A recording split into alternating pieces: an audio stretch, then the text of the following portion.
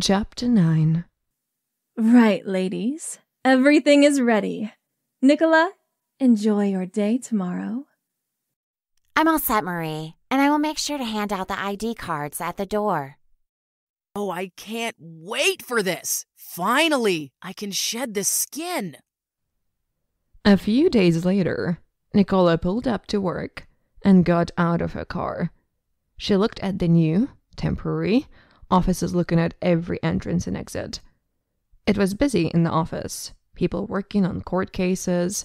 There was also a heavy police presence in the building. They were searching files and scanning surviving CCTV footage. Nicola, you look a little nervous. What's up? Oh, nothing. My stomach's just bothering me. You know the police are close to finding out who is behind the fire. Oh, really? I think it might have been someone getting revenge. Like who? Hugh, I want you in my office. Looks like I'm about to find out. Oh, I'm sure you are. The police finally finished conducting their investigation into the fire. The police took Hugh and Nicola's boss into a quiet room to discuss their findings. Nicola watched nervously. She didn't know what they had as evidence, but she knew she had to act. All the evidence is badly burnt, but we have one more thing to try. What's that? Despite the perpetrator's efforts to destroy the CCTV system and dispose of tapes, one camera was still operational, and we managed to recover its tapes. We're about to show you who is behind the fire.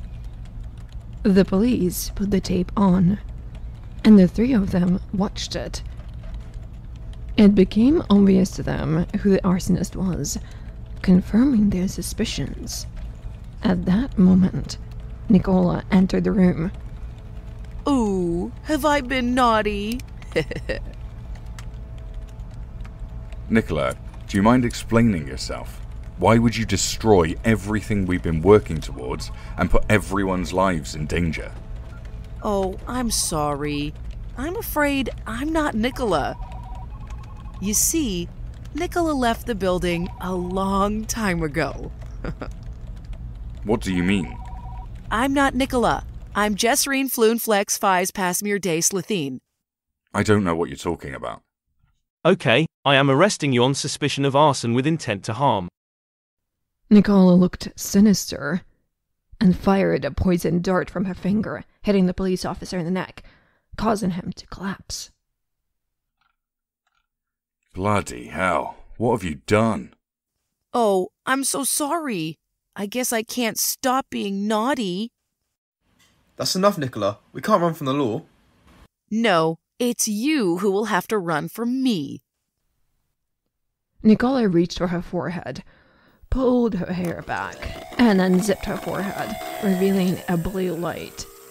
Hugh and the boss were bathed in electric blue light. They watched as an alien head emerged from Nicola's crumpled face, revealing her true form. Nicola's claws were now free. Oh, it's so good to be free. Nicola Slitheen stood up in front of the two shocked men. I think we should run. Yeah.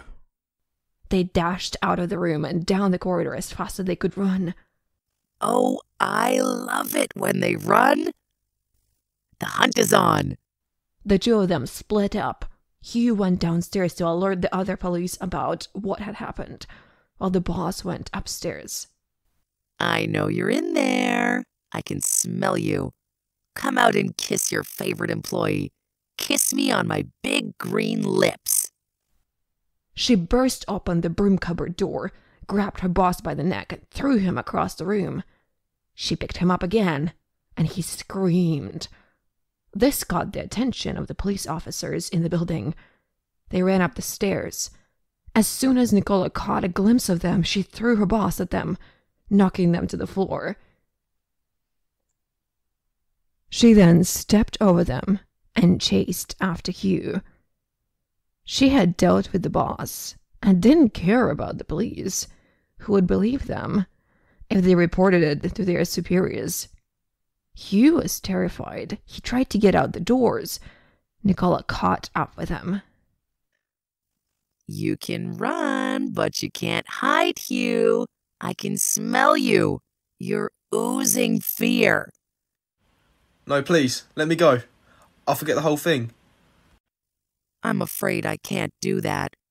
Please, I won't tell anyone. The reason I wear Nicola is so that no one knows who I really am.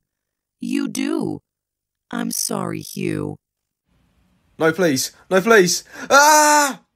Nicola Slitheen swung her giant claw at Hugh's neck and grabbed him, picking him up and strangling him. He fought back, hitting her arm, but it was no use. His energy gave out and collapsed to the floor. Chapter 10. Meanwhile, people started flooding into Edgewood Secondary School. Teachers Ellie and Marie helped show them through to the conference. Welcome to Edgewood Secondary School. Are you here for the conference? Welcome, everyone. Please take an ID card. Ah, Ellie. There you are. Can we talk? What do you need from me? Is everything ready? Yes, everything is secure. Good. I have a feeling we're going to enjoy this evening. We've given everyone an ID card as per your instructions. Suddenly, Scarlett came over and distracted Ellie and Maya. The room was filled with an eager and expectant audience. Scarlett appeared nervous, and Maya noticed her anxiety. I'm so nervous about this, Maya. It's okay, Scarlett. Let me give you a reassuring hug. Maya put her arms around Scarlett and subtly retrieved her ID card from her back pocket. Oh, thank you, Maya. That was what I needed. Okay. Deep breath.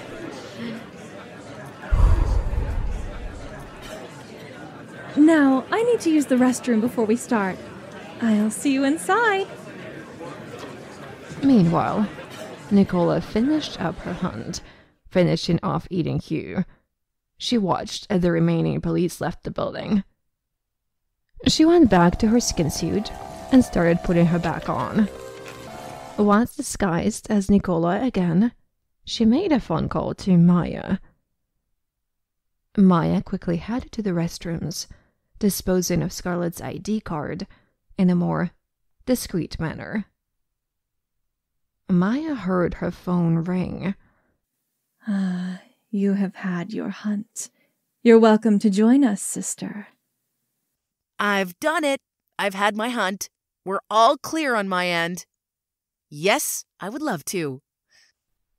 She looked out the window and spotted an empty police car that wasn't taking the police in their retreat. And I've spotted my ride.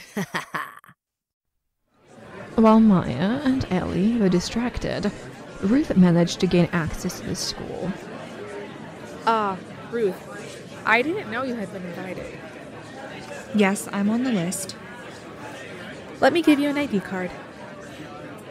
Oh, I don't need one. I have my own.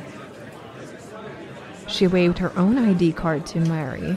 Mary was confused by this, but let her in anyway. Okay. Let me double check all this first. Marie, can I talk to you in private?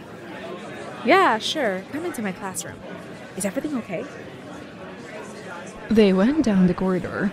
As they passed the main hall of the school, they could see the conference speeches were about to start. They got to Mary's classroom and Ruth pulled out some files on coal-fired construction. I want you to be honest with me here. Tell me everything you know about the company that built your extension. Dates, times, facts, figures.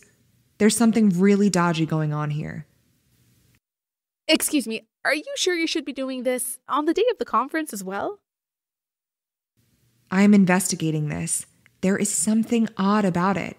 It's connected to meteorites falling from the sky, dodgy political dealing, and missing people. Okay, you sound crazy, but I'll give you the benefit of the doubt. Here's what I know. Ruth got out her notepad and started making notes. Marie talked for ages, hesitant at first, but she began to give Ruth a clear picture of what was going on. Yeah, and then one day my colleague Ellie started acting weird. It was a few days before the opening of the new tech block. She used to be really outgoing and happy. Now something has changed. It's as if she's not herself anymore. And why do you think that might be? I have no idea. I know she had a big house move, but everything seems to be fine. I can't explain. And if you meet her, you would know something is off. Just then, the door of the classroom opened. It was Ellie. Ah, Marie, there you are. I need some help. What are you doing? Oh, I was just talking to this woman. She was lost. Huh? What's your name? Ruth Smith. Oh, really? Well, I think I should join you for a little chat. She closed the door behind her quietly. She sat down, and as she did so, she farted. Oh, dear. Now, Ruth, what are you doing in the school? You're not on the guest list. How did you get it? I let her in, Ellie. I thought she was on the list. No, she isn't. You better leave. No, Ruth. Marie, I will deal with you later. I am not going anywhere until I get answers. You have been identified as trouble, and my job is eliminating trouble. Ellie, what's going on? You're acting strange. Oh, really? Ellie clicks her neck before reaching for her forehead. I've been waiting a long time for a good hunt. She started tugging her forehead zip, bathing Ruth and Marie in blue electric light. They were both stunned. They didn't move, their faces filled with horror as they watched Ellie close her eyes and pull her scalp back, the beast inside revealing itself as she pushed her skin down. Marie, I think we should run. Oh, yeah, me too. Quick! Oh, I will let you get a head start. I'm going to enjoy this. Oh my God, now I know why she was acting weird. Meanwhile, in the events hall, the crowd settled into the conference room. A stage and projector stood at the front, where Scarlett and Maya were ready to present. Thank you, everyone, for joining us today. I'll keep this brief. In case of an emergency, please be aware of the exits located behind you and ensure your ID cards are visible at all times. Now, Scarlett will begin her presentation. Thank you all for being here at the Coal Fire Construction Annual Conference. It's been quite an eventful year for our company, and I appreciate your support. We've secured significant contracts with governments in cities like Santiago and Mexico City, and there's a growing demand for our services in the educational sector. Just nearby, we've successfully completed 3 school and college expansions. Now, I have some stats here about the future of the company. At that point, Maya farted. The whole room heard it, and it stopped Scarlett in her speech. Maya, do you mind not farting while I'm in the middle of my presentation? Thank you. Would you rather a silent but deadly? Maya got up to the podium and nudged Scarlett out of the way. Thank you all for wearing your ID cards. They'll help to identify your bodies.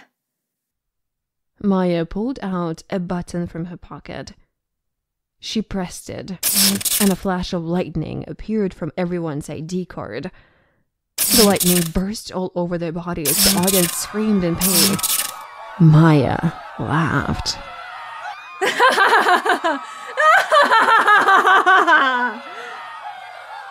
What are you doing?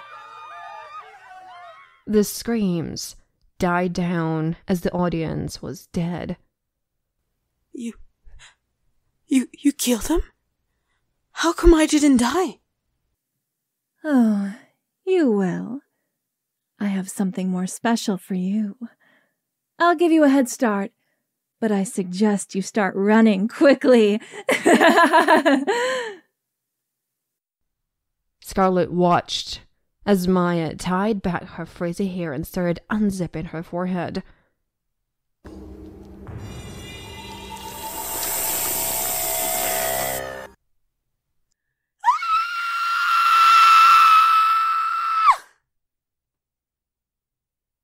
There you are, if you'd just like to go through and get changed. Now, if you'd like to head down to the end of the corridor, it's first on the left. Thank you.